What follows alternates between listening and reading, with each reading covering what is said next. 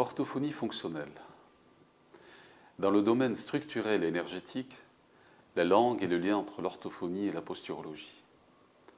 Depuis que l'on connaît son impact direct sur l'ensemble des chaînes musculaires, la langue a été reconnue comme étant le gouvernail du corps par tous ceux qui en ont une approche globale et holistique. Il suffit en effet d'observer, avec le test des pouces montants par exemple, comment la position linguale palatale physiologique modifie, en l'améliorant, l'équilibre de la chaîne spinale pour s'en persuader. Dans cette position, elle tonifie également tout muscle ou groupe musculaire testé séparément. Cette affirmation vous surprend? Faites-en l'essai.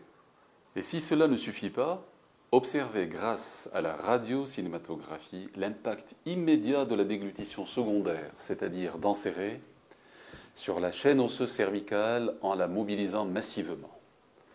Et découvrez le rôle étonnant et éminemment postural de cette fonction plusieurs centaines de fois par jour.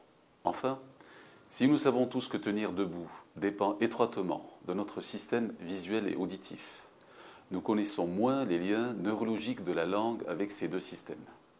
Sans parler de ceux qu'elle entretient avec ceux des appareils manducateurs, respiratoires et cardiaques, qui lui confèrent une fonction non moins importante de régulateur de premier plan. Un orthophoniste a donc tout intérêt à rééduquer la déglutition primaire en la reprogrammant dans le contexte postural et global qui la sous-tend.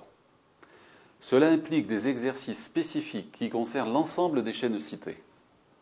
Cette approche lui évitera bon nombre de surprises et limitera grandement les récidives si courantes dans ce type de rééducation. Disons pour résumer, la position palatale au repos maintient l'ensemble de la musculature du corps en équilibre dans le système gravitaire.